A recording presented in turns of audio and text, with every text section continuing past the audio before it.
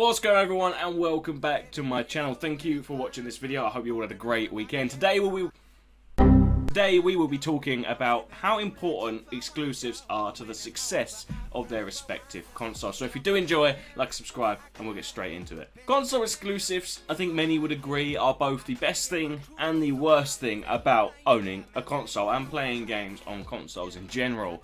Not only do you have the competition of trying to pick the better specs, the best controller, the best sort of graphical and power output, you also have to pick between the game selection, and that can hold a lot of people back. A lot of people simply do not have the time or the spare cash to have both consoles, or all three if you're including Nintendo consoles. But unfortunately, without the existence of console exclusives, there wouldn't be enough competition between developers in order to continuously push their technology and their hardware to the next level. Without the competition between Sony and Microsoft, the PS4 Pro and the Xbox One X would not exist. That would be my honest to God opinion. But the PS4 Pro and the Xbox One X do exist, and thus the conversation about exclusives is born again. The Xbox One X might be more powerful than the PS4 Pro by quite some way, but I think most people would agree, even myself, that the PlayStation consoles just have a better selection of exclusives, mostly single player admittedly. So how important are exclusives to the console's success?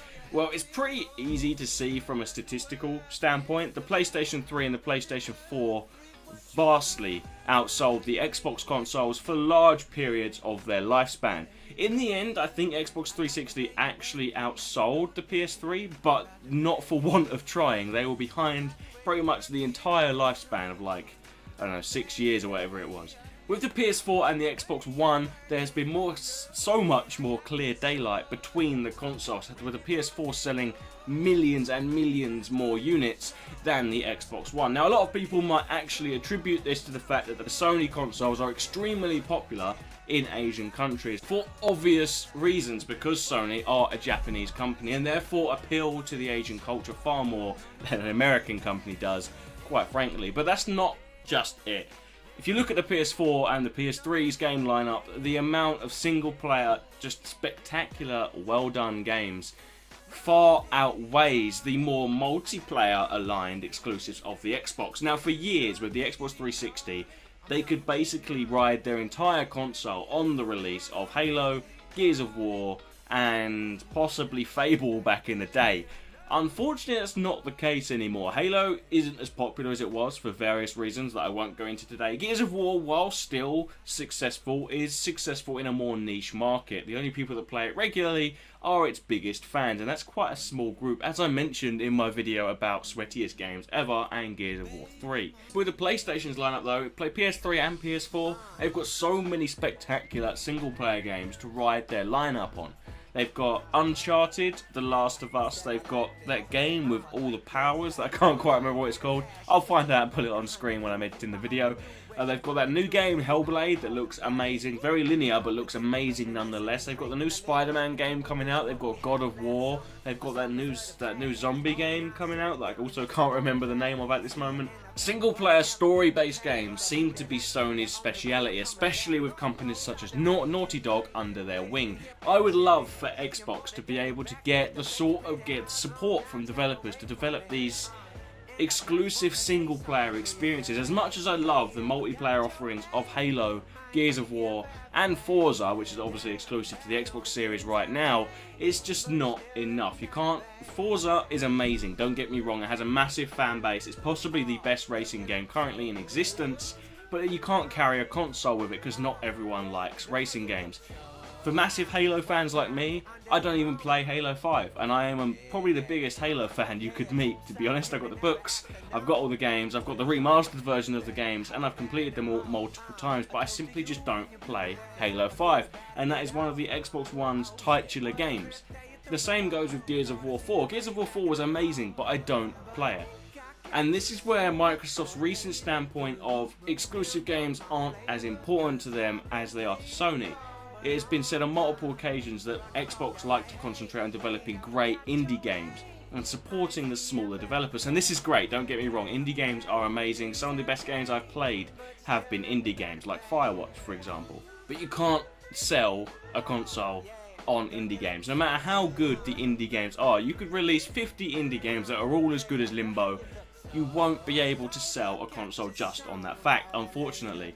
Now, if you remember at E3, the trailer, the 1.5 minute trailer of Last of Us 2 and how popular it was, the trailer of Spider-Man, the trailer of the new zombie game, and then you have Xbox releasing 50 different indie titles.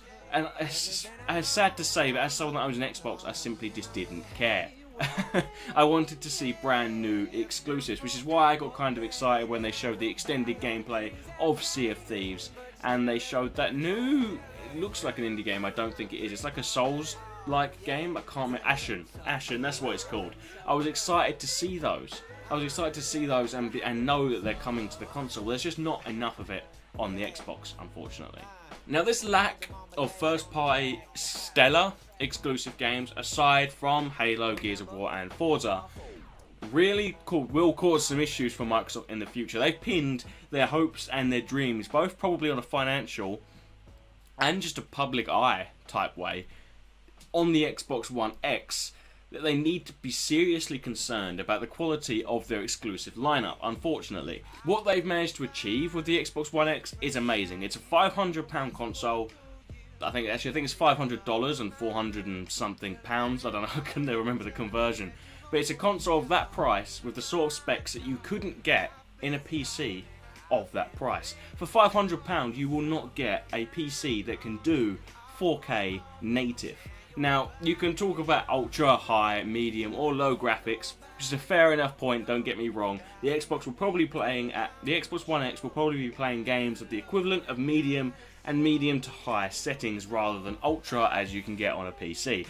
But the fact remains that for £500 you cannot get a PC that can do native 4K and 60 frames per second at the same time, and the Xbox One X can. It has been proven that it can time and time again. That's incredible. But it hasn't got any exclusives. You've got Sea of Thieves, which, don't get me wrong, is going to be incredible. I have high hopes for that game.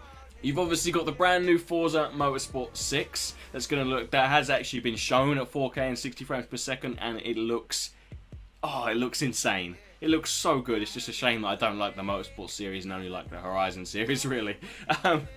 But the point remains that without successful, popular, single-player or multiplayer exclusive games, the Xbox One X isn't going to sell as much as they need to really get a monopoly of the console market, which is what they want. That's what all the developers want. They want a monopoly.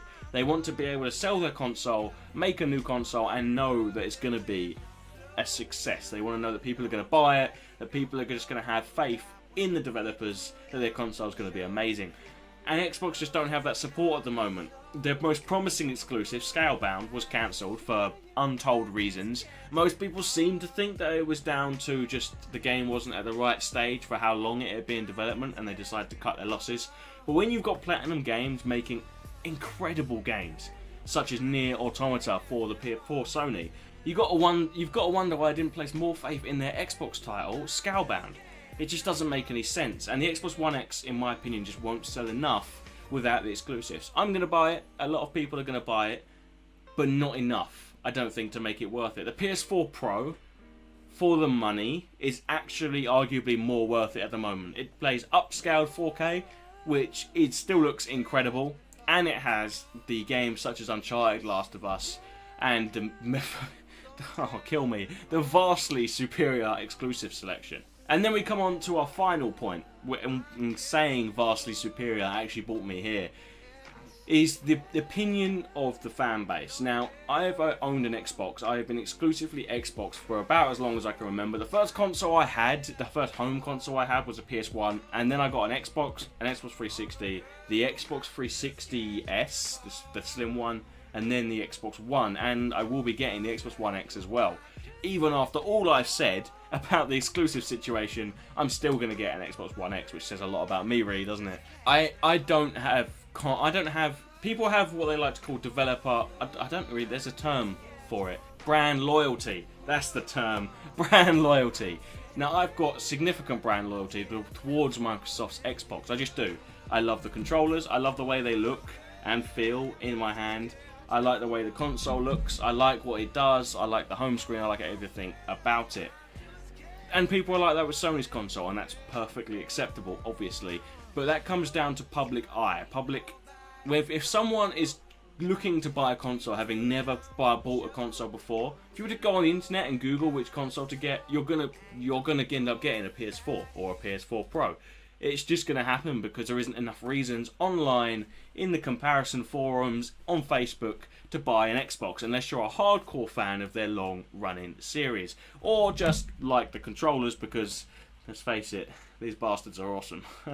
Public opinion is on the side of PlayStation at this point, and every time Xbox make a conference or they announce a new game, everyone goes, but is it as good as The Last of Us? Is it as good as Uncharted? And the answer is nearly always, unfortunately, a no. I have a friend that recently just bought a PS4 basically just to play Crash Bandicoot and some random Digimon game. And that's the sort of thing that's going to happen from now on. I'm looking to buy a PS4 because I really want to play the Spider-Man game. I don't think if anyone's got a reason to buy an Xbox at the moment. Sea of Thieves looks incredible though, and hopefully more games like Sea of Thieves will be coming along. But unfortunately, I think we're going to run out of time on this video. I've been waffling on for about 15 minutes now. So if you did enjoy the video, like and subscribe. Let me know in the comments below what your preference is between consoles. I obviously I didn't cover Nintendo's consoles, but that's because I think they have their own niche sector of the market that's just never going to be contested by anyone, really. So if you do enjoy it, like I said, like and subscribe. Let me know in the comments below what you think, what your favourite console is, whether you agree or disagree with me. And most of all, thank you so much for watching. My name's been Zach. You've been awesome, and peace. I press rewind, talking bands, I got it, Benjamins in my pocket. I traded my truth for some robbers, and he's playing Batman, Freddy's gonna rob him. Yeah. I got the Glock in my robbery, 17 shots, no 38. Yeah, I got the Glock in my robbery, 17 shots, no 38. Yeah, she's fine, wondering will she be mine. Walk past